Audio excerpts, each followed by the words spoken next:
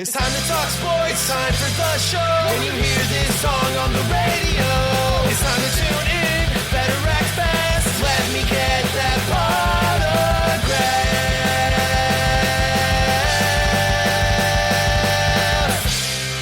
Potograph, Sports Talk Radio. Starting now. Let's go.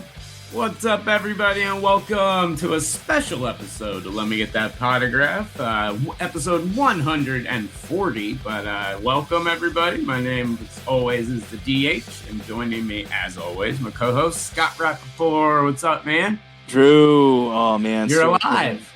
I am alive. I am recovering from the weekend. For those of you that saw my Facebook post, evidently a buddy of mine and I polished off a bottle of 12-year-old Macallan on Saturday night at the rehearsal dinner.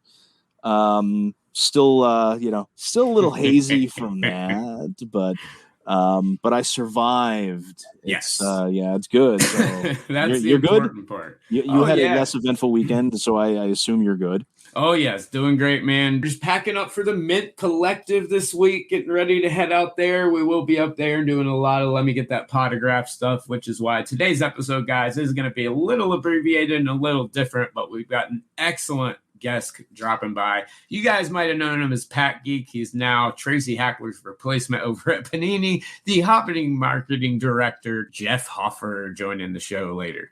Can't wait for that one, man. I cannot wait either, but you know what that means that everybody will have to wait for? What's that? I have an absolutely amazing pick for movers and shakers this week, but you're going to have to tune in next week in order to hear what it is, because unless something, absolutely like crazy mind-blowing happens, that will remain my mover and shaker for next week. So you guys will have to wait to hear what I got on that one. And but it's a good one. You're absolutely going to want to wait. But even better is getting a chance to talk to Jeff.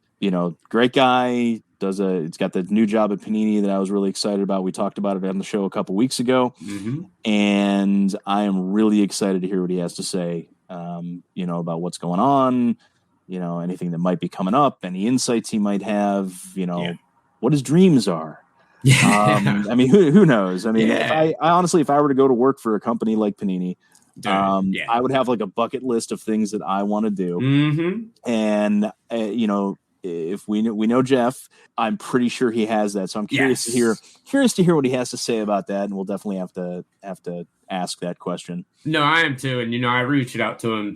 I've known Jeff. Jeff's been on this show a bunch of times. He was one of our very first guests on this show, period, back when it started. And Stu and I were doing the show. And so I've known Jeff for a long time. I've watched his rise for a long time and come up. And so now to be able to talk to him on the Panini side of things, the big move to the belly of the beast, so to speak, it's going to be interesting. I'm excited for it. Think we can get any secrets out of him? I don't know. I guess I'll have to wait and find out, but it's going to be a good one. I know that. All right. So what you're saying is I might have to pull out the jumper cables and the car battery and a little wet sponge just to kind of, spur things on a little bit. All right. Yeah. You give it what you got. All things are fair here, Lon. Let me get that potograph. That's one thing I can tell you. But yes, guys, speaking on the Mint, everyone, we will be up there this week. We will be on the Collectible Studio on Sunday, 12:45 Eastern Time, 9:45 Pacific is going to be the live show. On that live show, we're going to have some very special guests. We've got a very special box opening courtesy of Panini and a whole lot of other surprises and giveaways. So there will be a live episode that we'll also put out as an audio and video version. So you have both of them. And it'll be put out on all of the collectible spaces as well. Also doing a whole bunch of other content up there. We'll have new episodes of Let It Rip, Hobby in 60, all that other stuff, including a lot of footage on the Let Me Get That Potograph socials. So if you can't make it out to the Mint, you'll be able to check it all out through my phone at least. Yeah.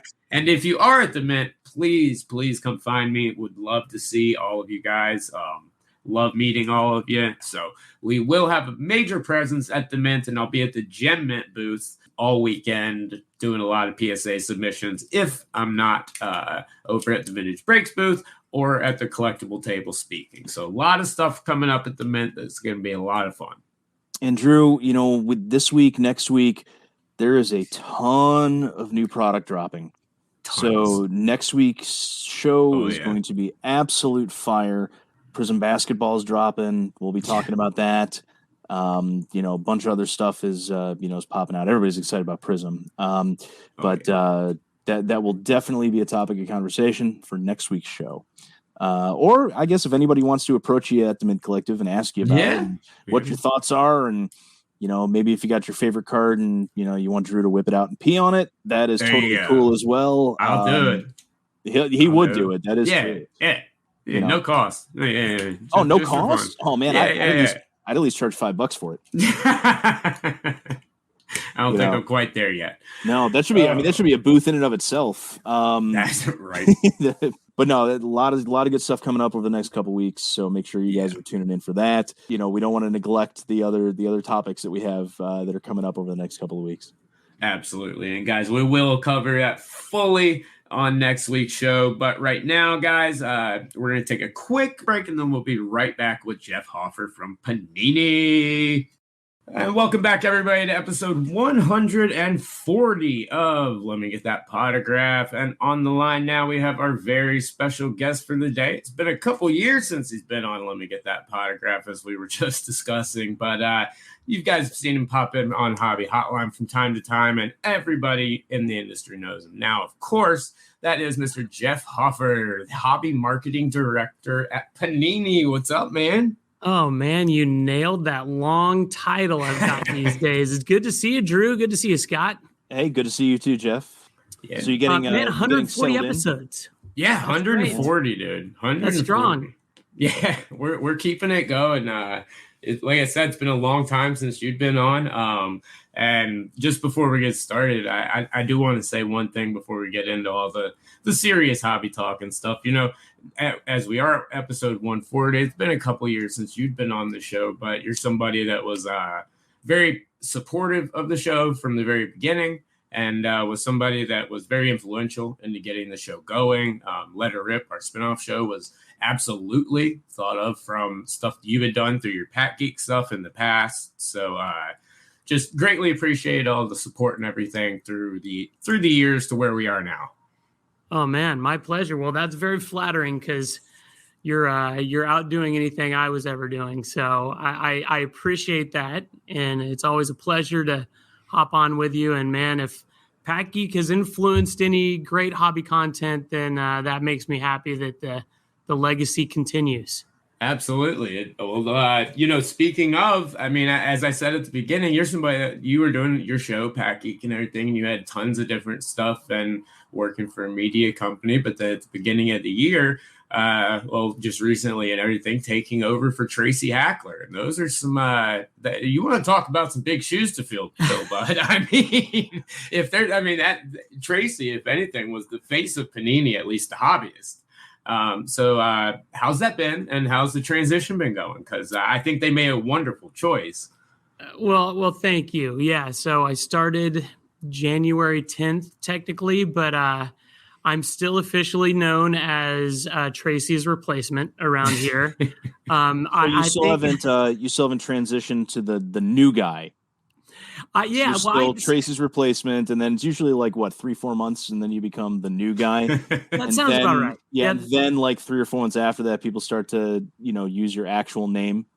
Yeah, I'm trying to pepper in the fact that I do have a name every now and then when I can. But yeah, you're right about the new guy. That's the next step for me, the next adventure in my Panini career. But to Drew's question, man.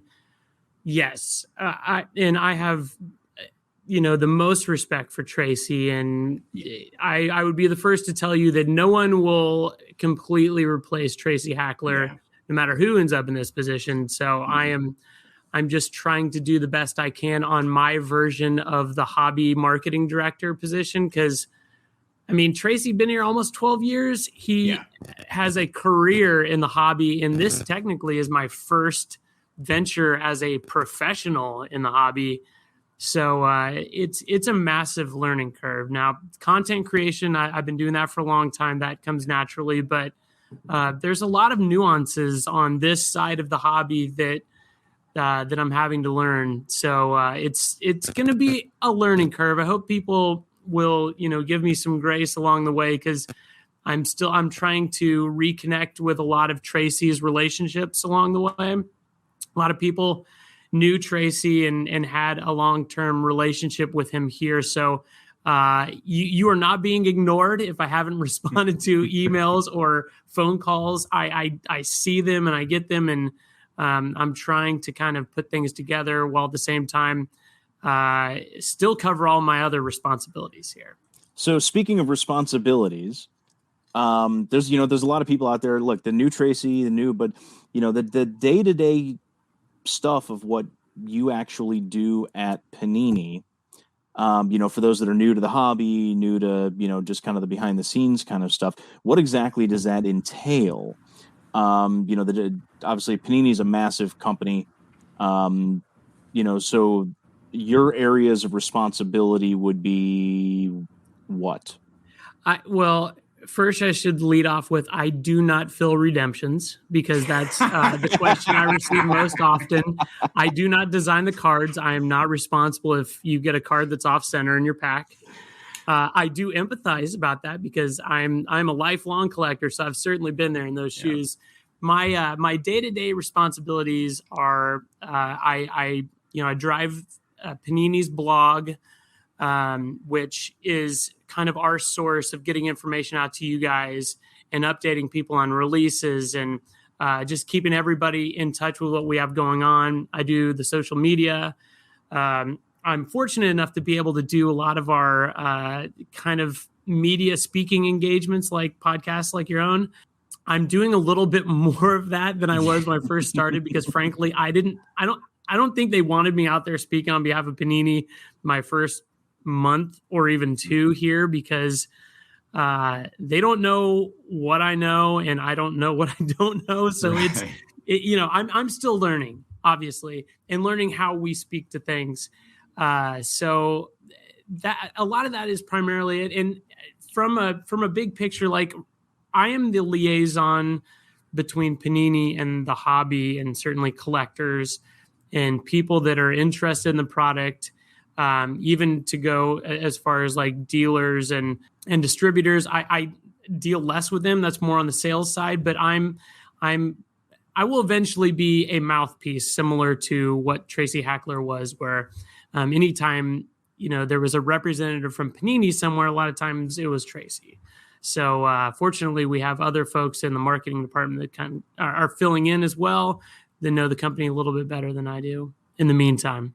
And are you also handling any of the marketing related functions as it pertains to, let's say, the National Sports Collectors Convention and Panini's presence, and the booth there, and the different things that go on within that booth, whether it's pack giveaways, box the box breaks, the pack wars and stuff that you guys do that usually gain a lot of people over there to participate in that. Yeah, sure. I'll be involved. Fortunately, my cohort, Scott Prusha, is our event guy. So Scott does a ton, similar to Tracy. Yeah. Those guys, between the two of them, they covered a lot of territory.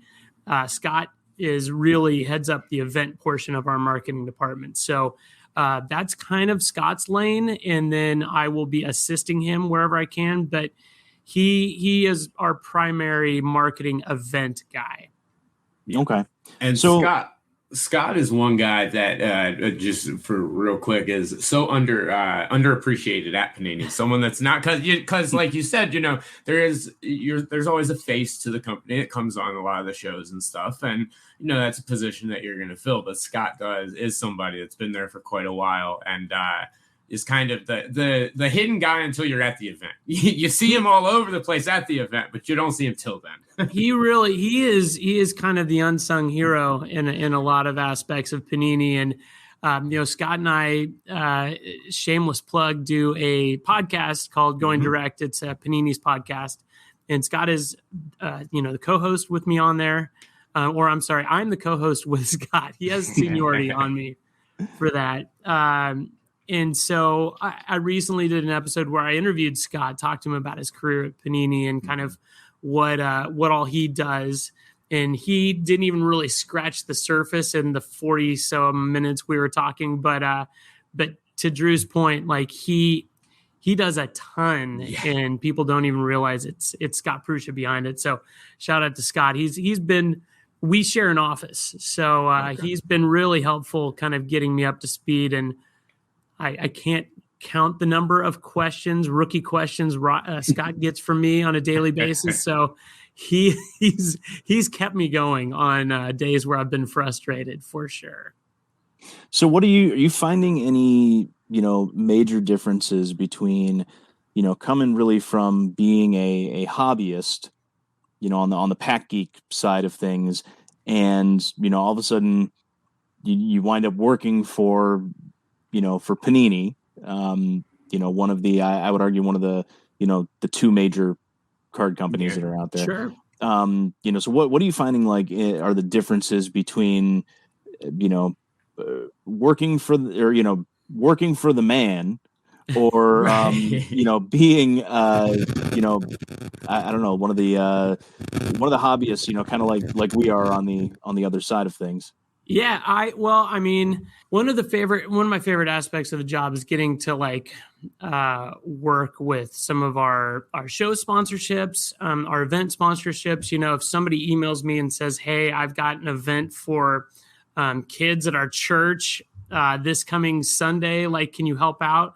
I'm at my current job, I'm in a position where I can 100% help out. I wish I could help everybody out, but we get a lot of requests for stuff like that. So I try to do as much as I can. But I think the biggest difference, other than I'm not able to be the loose cannon that I was on Pack Geek and say whatever I'm feeling in the moment about any sports card company I want to talk about, right. I have to keep things a little bit more refined and focused. But I love being in a position to certainly help events out and help individuals out if somebody's down on their luck. We have the Panini Pick Me Up, and one of my mantras in the hobby is to make other people happy with sports cards. And I feel like that was before I came to Panini, but I feel like this position really gives me a unique opportunity to make more people happy with sports cards and to get the love of collecting out there on a much broader scale than I was able to with Pack Geek. Absolutely. And you come from a background in content creation, like you'd said before. I believe you'd been working at I forget the name of the company, but I know for quite a while, almost a decade, I think, doing quite a bit of work there. So you're very familiar with the content creation side of everything. And that obviously in today's world is a massive way of, reaching everyone and everything. So how do you think, do you expect to change a lot, or maybe add a couple things to the content creation side on Panini's end? What's your outlook on that, and where you guys are at right now?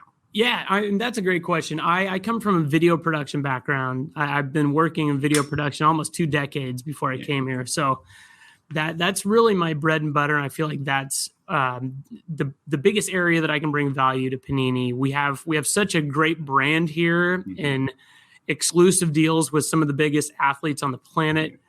And I'm really hoping that I have an opportunity to bring all of my production know-how and creative direction background to video projects, whether that's just branded content for the internet or broadcast commercials for TV. I'm jockeying to try to do some work with Luka Doncic, and I'm getting closer and closer to getting there. That's a dream. And I feel like there's a fairly good chance I'm going to accomplish that dream in the first year here, which would be amazing to be able to, check that one off the bucket list. But I do feel like there's some room for maybe evolved video content here. Like there's the volume of content Panini puts out is pretty crazy. Yeah. And so I've come from a background that's it's more quality over quantity sort of thing. I would rather put out one piece once a month and have it be awesome versus a piece once a day and it be kind of not as great. I'm kind of trying to find a nice middle ground for Panini where we can fine tune some of our content and put more production value into it. And really, when you're talking about, again, a brand this big and athletes of that caliber, I feel like you have to put a certain amount of production into it to really do them justice, if that makes sense. It makes a ton of sense. Yeah. Especially, you're dealing with guys like Luka and, you had Kobe, one point, sure. Guys of that particular caliber, or, even Tom Brady, on the football side, right. The top tier of the top tier, you really do. You can't just go out there with film it on a smartphone and not have proper audio and have shoddy editing and and things like that. If I were doing something like that, obviously I'd want the better quality video. I'd have my buddy Alexander Rubinow, who's an Emmy award-winning editor, kind of throw that kind of stuff together, and that's a shameless plug for Alex. But hey, Deadliest Catch is on. I think he's also worked on Gold Rush, stuff like that. But I love Gold Rush. Yeah, he's. I know he's done some episodes of that. Curse of Oak Island. A lot of Discovery Channel, History Channel kind of stuff. And all the treasure hunting shows. That's big in the hobby. Oh, well, that's exactly what we do.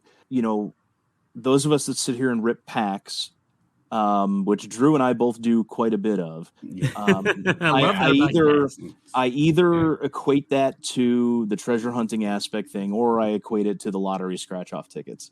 Yep. And it's, we're just looking for that one, particular thing that, that one piece of gold, or, in this case, black gold that, nice. That we're trying to find within, each of those packs. And, it's really no different than the guys that are sitting there, digging, looking for nuggets, or the guys that are scratching off that lottery ticket, looking for that, $50,000 prize that there's only one of. Instead of a sluice box, we have a hobby box, right? Exactly. That's exactly the way it is. And sometimes it's a retail box. Sometimes it's a first off the line box.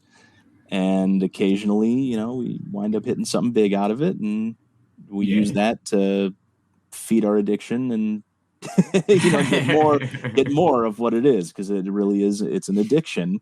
And in this new position with Panini for you, you're the dealer. You're the guy. You're the guy on the. You're the guy on the street corner. With the coat. Kind of open up, and instead of drugs, I'll go way back. Cards. Yeah, he's Omar for sports cards. There you go. There you go. Maybe I'm the guy, the obnoxious guy that's spinning the sign around like a sword on the corner, pointing towards the dealer. I'm just kind of the middle guy. Well, hold on. I kind of want to revise that. You're actually the cartel. You're working for the cartel, right. Because your local card shop, that you go into, that's the dealer.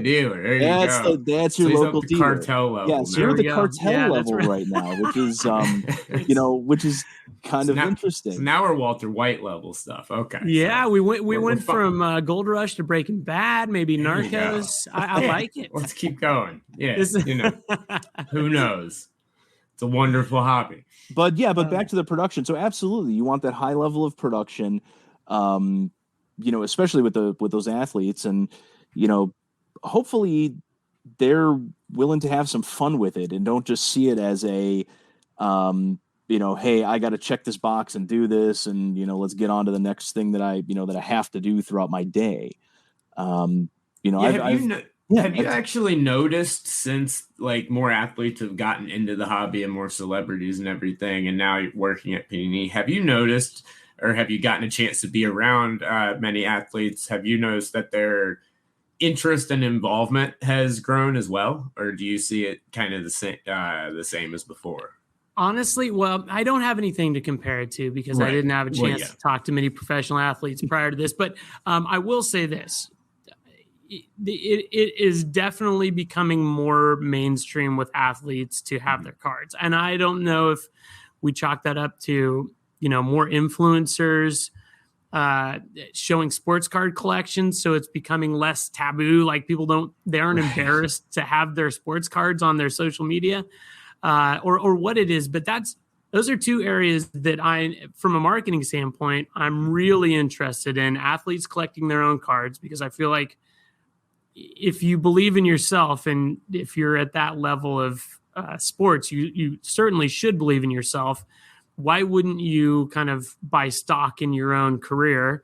And second, you also have inside knowledge on who else is coming up and who else is, going to potentially have a standout season. But then celebrities too. I feel like I was going to bring that up because I want to get your thoughts on this, because last week Drake went on a little bender with Flawless.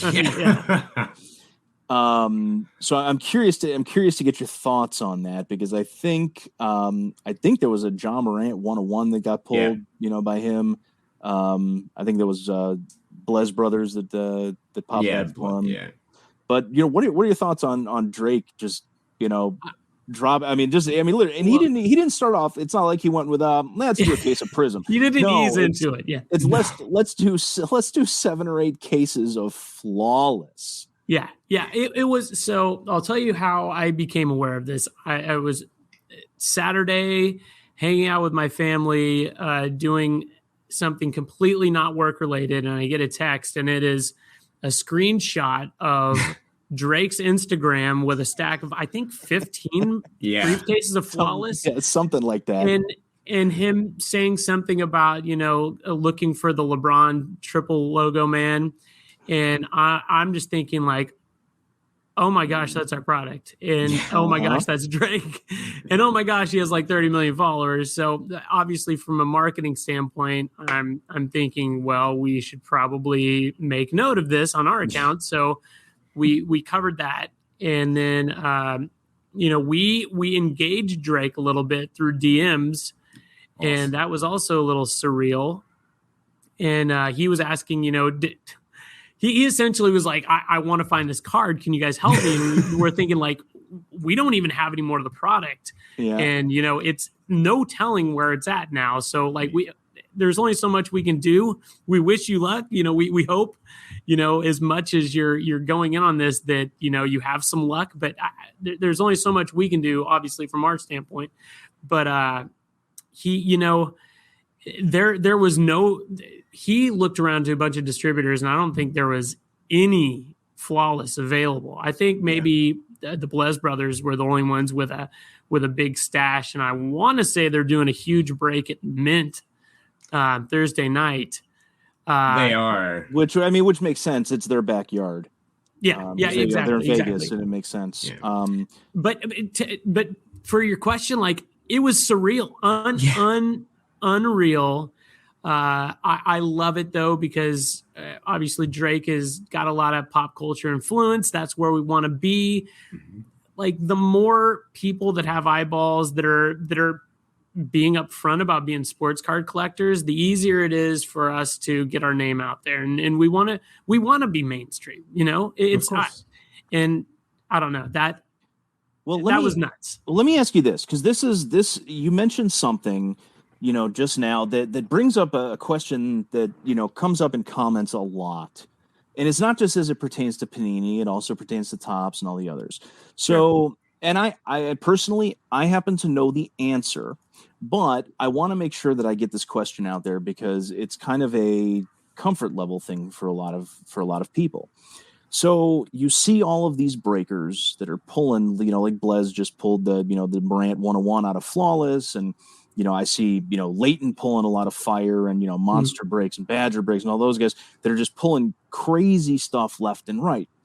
Now, you made the comment when talking about, the conversation with Drake was, you don't know where the card is. You don't know what box, who has it, what it is, whether it's been pulled. It may have been pulled. That card may have been pulled and it's sitting in somebody's collection and never got publicized.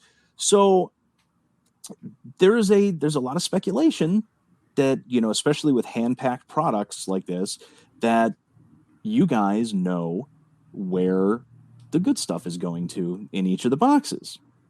And you see it. I mean, I see it probably at least once a week, in some Facebook group comment or Instagram comment that, oh, well, they're pulling the fire because, the way Panini always sends the boxes with the good stuff to the breakers, are the biggest customers. But I think it's a good opportunity, just because you brought up that, hey, you have no idea where it is. Sure. What, kind of a response to somebody who would make a comment like that. I see those same comments, and frankly, from a consumer and a collector standpoint, for the longest time, I would wonder myself. Now, I've never seen pack out of Flawless personally, but I can tell you that would be absolutely catastrophic for business if Panini was sending, hits they knew were in a product to someone specifically. That I would be shocked, and I wouldn't want to work for a company that would do that, frankly. So I don't know. I mean, it's not like I've gotten speaking points on this. I've never. No, it's okay. You had no idea I was going to ask it. It would be a horrible business move for us to do something like that. Oh no, I would agree, the answer is obviously they're big breakers, so they get a lot of product. So obviously it's a volume. It is a number and volume thing. 100%. Yeah, the more you break, the higher the probability that you're going to hit the cards like that, and that's the real answer to all of this. Sure, but it's so it's one of those. It's like I said, I knew the answer, but I'm curious as to I was curious to see the response, because you see those, I see those, and we all kind of laugh at it like we all know that's BS. That doesn't really happen like that. But we kind of got I want to make sure I got that out there specifically because you made that particular comment. Fair question. Like I'm happy you asked that, and I mean I'll just tell you guys straight up. I would be 100% floored if they ever did anything like that. But no, certainly not intentionally doing anything like that. But if what would really be shocking is if the collectors, your average collector, knew how much product the breakers were going through and how much product they were buying, directly. It is wild. No, absolutely, and that it's just ridiculous stuff you see in those comments all the time, and you being the marketing guy and the man that's doing all that, you're someone that's going to see it all the time, obviously. So as you're getting settled in with Panini and everything, you're obviously getting more comfortable with everything that's going on and getting more involved. Where do you see Panini going in 2022? Obviously, the hobby is on fire right now. We've got a lot of movement, a lot of massive products coming out. Where do you see Panini going in 2022? It just continues to expand. This is obviously World Cup year. World Cup's going to be in November. That's a massive deal for us. I have to remind people, like, soccer cards have only been really popular for a matter of a couple of years now. So we've never seen a World Cup. We haven't experienced a World Cup since the kind of renaissance of soccer cards, if you will. So I'm really curious to see what happens with that, because soccer has become a big deal at Panini. We do those, the World Cup albums and stickers are also a big deal, especially overseas. That's going to be really interesting to see. I'm curious to see, like, if people are going back and buying some of the older soccer products too, just to celebrate some of the greatest in World Cup. In terms of Panini, we're getting more and more heavily involved in blockchain products. So NFTs have been really big. We're evolving the structure behind our NFT store, so that's going to be changing a bit. And there, we're starting to release more and more NFT products to match all of our physical trading cards. Now, I haven't always been an NFT guy. I'll be the first to say that. I'm still learning myself, but from what I'm learning, like there is some really interesting aspects outside of just the collectability of these items that have caught my interest. And so they're growing on me. And I have to talk about NFTs quite a bit. So I need to figure out those speaking points that interest me just as a collector. And I'll tell you, I've never been a fan of the NFTs. I did like the first generation of the blockchain cards because when Panini released them, this was before your time, I believe there was a physical card. Matching card that came with it. And like, all right, cool. That's really awesome. But just to have it where it's on your computer or on your phone, it's not, and this is just a personal thing. It's, sure. No, you're allowed to have your personal opinion. Yeah. I don't. I'm the complete you're opposite. the opposite. Yeah. I'm all into it. I love it. Are you really, Drew? I didn't know that. Oh yeah, no. I have I actually have the app up right now on my phone. I've got probably over 400 or 500 of the NFTs in my phone right now, and I've loved it. I've made quite a bit of money on it. I have a lot that I'm sitting on, quite a bit that I think could have some very, very big value potential. But to Scott's point, you guys are actually making a lot of the new cards, like some of the Dutch auctions going on now with the Giannis and a couple other players. I don't remember exactly who's on it right now that do accompany with a physical card again. So that it looks like that is being incorporated back in. I love it when we pair the physical card because it just, to Scott's point, man, that it makes it feel that much more real if you've got something, in a mag at the house and on your phone to show your friends on Instagram. What about this? So I got one for you that this is not so much of a question, but this is more of a product pitch. So we're going to roll with this. So you remember maybe 10 years ago, Upper Deck came out with this card. It was randomly inserted in packs. It was really thick, but it had a tiny video screen in it. And it played a clip of, whatever player it was that you pulled. It was rechargeable, the whole thing. So what if you guys had something like that where it was like a, full size screen, maybe with a little border on it or, whatever, it was rechargeable and it linked up. Well, no, you can use it to log into your NFT account with Panini and display any one of the NFTs that you own on that particular card. So you can put it in a mag and put it on your shelf and maybe change. Let's say you're like Drew and you have like 400 NFTs in there. You could change it anytime you want. It's kind of like one of those old, the digital photo frames that you change pictures. Yeah. Maybe I know exactly what you're talking about. Yeah. Do something like that where it turns the NFT into a temporary actual card that you can hold and display. And maybe you can even use it to flip through your NFTs.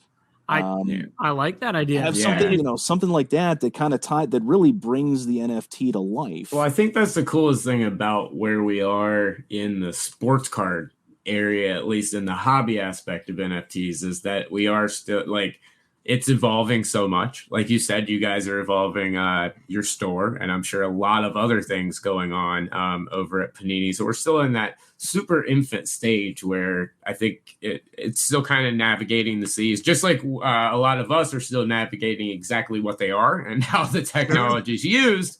I think just as much as we're studying it, it's also changing and evolving. My favorite thing I will say, what got me the most interested in NFTs is opening packs. I think the packs are super fun. It's really, we talked about opening unopened material being like scratching a lottery ticket. It feels very lottery ticket-ish, opening those packs and revealing your cards, and they make it more of an experience for that, but you can blow through them. We've got a bunch of different packs in the store right now. So if you're wanting to just dip your toes in that pool, that maybe that's a way to go versus just buying a card. I think the pack opening is a lot of fun. It's fun. And you can blow through a bunch of packs really quick too. I did that. Yeah. Thanks for dropping Prism right before I'm leaving to Vegas. Thank you guys. Luckily it turned out very well for me, but nice. Yeah. But no, I love the NFT side. I think it's an interesting aspect, and it's something that I just enjoy seeing the hobby evolve and seeing all the new stuff that goes on. And so I'm interested to see where everything goes in that area. Same here. Yeah. So a couple more questions before we wrap everything up, man. I know you got a busy day and everything. So with we were talking earlier about just the evolving hobby and everything. I'm just gonna make this very simple question. How do you view the hobby right now and as we're moving forward? Like we see so much consolidation through different companies, whether it be Collectors Universe and everything like that. So many people moving back and forth, card shows popping up left and right. What's your overall view on the hobby right now as a hobbyist for decades? Oh man. I think it's the most interesting it's ever been. Like it was really exciting at the beginning of 2021 for all of us that were there. Like that run up was like being on a roller coaster. Yeah. That was wild. Not sustainable by any means. I love where we're at right now because prices aren't crazy. Some would argue they are. I mean, they feel less crazy to me, but it seems like everybody is kind of trying to figure out a way that they can evolve their aspect of the hobby. And I love that because I think the hobby for the longest time, and mind you, like I started collecting in the 80s, it was kind of stagnant for maybe decades, and it started evolving a little bit more in the 90s, but it wasn't really a industry that evolved very much, unfortunately. Now I feel like it's the exact opposite. Everybody is looking to, kind of up their bar and figure out a better way of doing what they're doing, and even new areas that haven't been explored. And I just think it's amazing. That's going to be really instrumental in like mainstream adoption of the hobby, is that we have all of those, bells and whistles that most other industries have. And we have embraced media. We've embraced technology. I'm very excited by it. From a collector standpoint, I think, again, it's the most interesting time in the hobby ever for me. Yeah. Of course, the game has changed for me, obviously being in-house at Panini now. But even from a collector standpoint, I love it. Like I'm so curious to see what happens over the next 5 years. I think it's going to be a wild ride for everybody. No, I completely agree. And I wanted to get your side of things because I know that like I said, you've been collecting since the 80s. Now you're working for Panini, and in this wild time. So I think you're gonna have a front row seat. That's for sure to everything there. It's gonna be nuts. That it is. I'm bracing for just about anything. I'm telling you, like as an employee at Panini and as a lifelong collector, nothing's off the table at this point in time. I know anything could happen. Awesome. Well, Jeff, thank you so much for coming back on the show, man. It's always a pleasure to have you on. Before I let you go, normally this is where I tell everybody where they can find they can find you at. I'm pretty sure everyone knows where to find Panini at, but if they'd like to reach out to you personally and everything, your Instagrams and everything like that. Yeah, so I do handle a lot of our social media through Panini America. However, if you want to reach me directly, which is probably optimal if you have any big questions, because we get a ton of messages on the Panini accounts, you can find me at Pack Geek is my handle on Instagram and Twitter and Facebook, and I'd be happy to meet everybody. And if I can help you out, I will gladly do so. I can't promise you I'll be able to help with all of your customer service needs, but I will try. And I have a heart for all collectors out there. I have so much empathy that I want to help everybody. I just have to be realistic about it. So feel free to hit me up. And if I can't help you, maybe I can direct you to somebody that can. Absolutely. Well, thanks so much for coming on the show, man. Yeah, thanks, My Jeff. pleasure, guys. Thank you for having me. And welcome back, everybody, to Let Me Get That Potograph. Man, what an awesome interview. Jeff's great, dude. Just a wonderful guy. That was actually one of the most fun interviews I've had in a while. I almost used the word funnest, but that's not even a word. But just, I mean, dude, how cool is that? He's sitting there communicating with Drake. I know. I know. I'm in reality. Look, I'll be honest. I'm not a fan of Drake's music. Me neither. I can't name a song I can't tell you what he sounds like. I literally can't. I can't. So I know his speaking voice from those State Farm commercials that he did. Yes.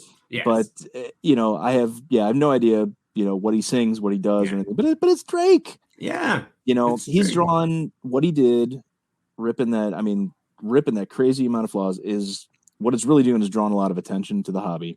Yeah. And anyone that's saying it's not, because I've seen a lot of people being like, oh, that's so stupid, blah, blah, blah. This is excellent.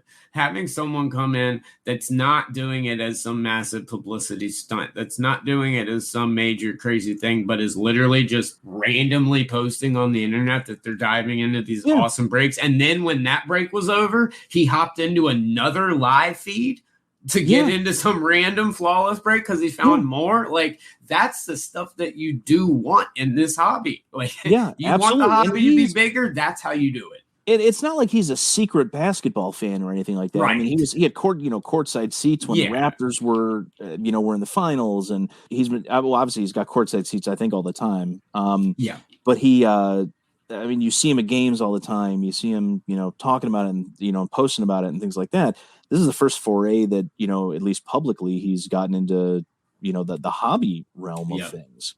I mean, honestly, I don't know if I want him to hit that card or not. I know. It's like, I'd rather see it go. I'd rather see it go to somebody, longtime hobbyist, guy maybe scraping together his last couple of bucks to, get into a flawless break, which I know is not realistic because you're not getting into a flawless break with a couple of bucks, or the loose change you find in your couch. But if it goes to, it's the thing, it goes to Drake. Drake can buy the card. I was about to say he'll just buy it once it's pulled anyway. I'd rather see you pull it and have him buy it off, and have him buy it off. Yeah. I did think it was funny that he thought he could that he thought me and Drake he could find out from Panini exactly where the box was. I thought that was great. No, and that's look, you and I both knew the answer. We just talked about it with Jeff. Yeah. And that's the reason I asked him the question about the breakers pulling the fire, because we see this crap all the time. All the breakers get all the good boxes for all the good stuff. No, they have no idea. When they got 30 cases and when another guy has one. If you open enough of the product, you are bound to hit fire. And it doesn't matter what the product is. No. You open enough of it, you're bound to pull some of the good stuff. Yeah. So, all these breakers, it's not like they're sitting there. It's like, oh, well, we have one box that we bought this year. And, look, it probably happens. Somebody buys one box and they pull a monster card. But when you have, you got 30 or 40 cases or whatever it is that they're going through, you're bound to hit some huge stuff. Of course. Yeah. And I'm glad you got to address that with him. I thought it was great. And the whole interview I thought was wonderful. I think that Jeff is going to absolutely thrive in that role. And I'm really looking forward to the evolution of the content creation side, because that's his bread and butter, and that's somewhere where I think Panini can improve on. Yeah. I think they do a good job with their stuff, but I think there's a lot more that they can do, and I have a feeling, at least, especially after talking to him right now, that expertise in production and in that arena is going to help out immensely when it comes to the content and the stuff that us as consumers get. 100%. And look, you know what? I know there were also, for those of you that are listening out there are some questions that you guys were probably expecting us to ask that we just didn't. Why? And you're probably asking yourselves, why didn't they ask them about fanatics and what they're thinking? Like, look, the bottom line is, it doesn't matter because he doesn't know anything. Yeah. He knows as much as we do because he doesn't work for Fanatics. He works for Panini. Exactly. And same thing with the redemptions. Why didn't we ask him about the redemption? Well, he's not the redemption guy. Yeah, that's not his job. Yeah, he's dealing with marketing. We're not going to sit here and ask him, why your redemption from 2011 that Andy Dalton patch auto you've been waiting since then. Why the Ginger hasn't signed it yet? I brought that one up specifically because I do know a guy. No, because I know a guy who has literally been waiting for an Andy Dalton RPA redemption since 2011.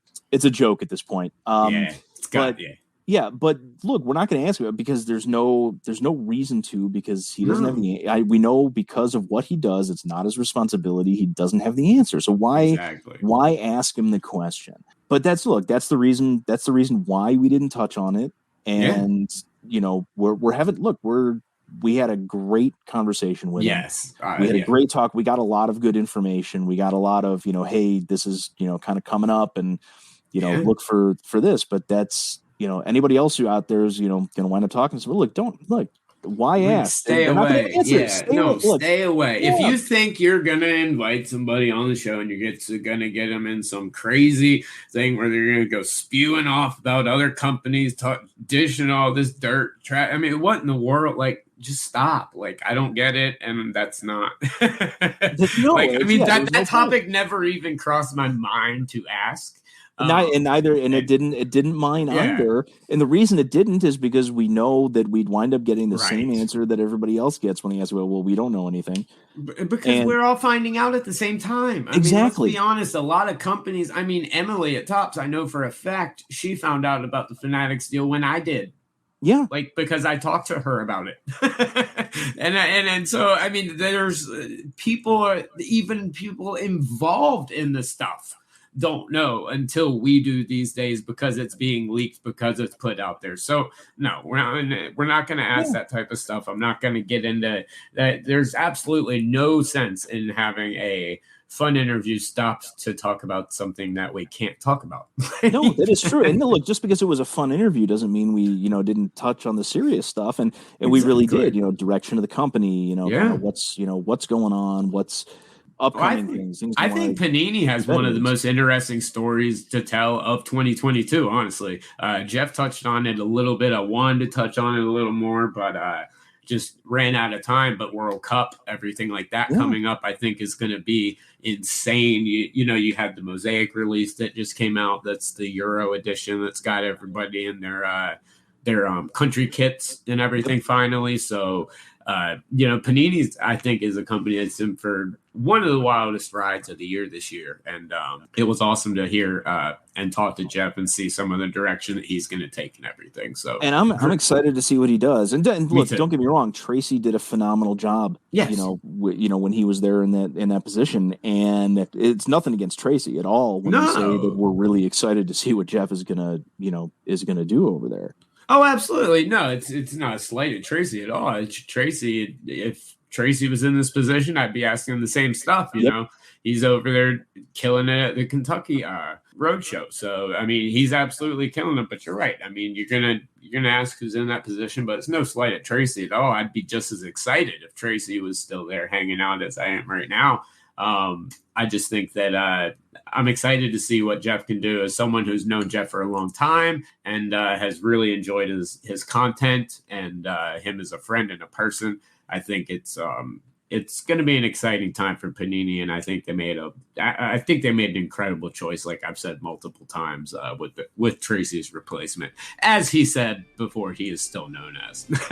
Yeah, exactly. All right, y'all. Well, that is going to wrap up this episode of Let Me Get That Potograph. Thank you guys so much for tuning in to the abbreviated episode.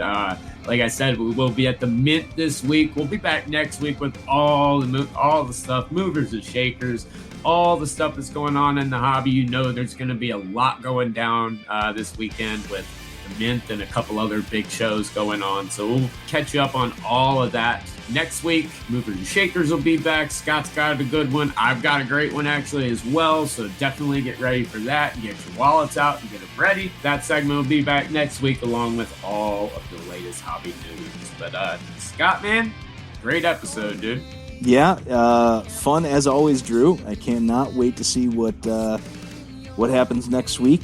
The post-mint collective episode. Yeah, I'm gonna be tired, I think, but yeah, you're gonna have your weekend. This coming weekend is these, similar from a tired standpoint that I'm just recovering from this past weekend. Exactly. Well, once again, I'd like to also thank our awesome sponsors, Vintage Bricks, Card Crusade, Card Ladder, and Vanity Slabs. But that's going to do it, guys, for this week's show. You guys know the deal. Keep ripping those packs, pulling those hits. We'll talk to you next week. Peace.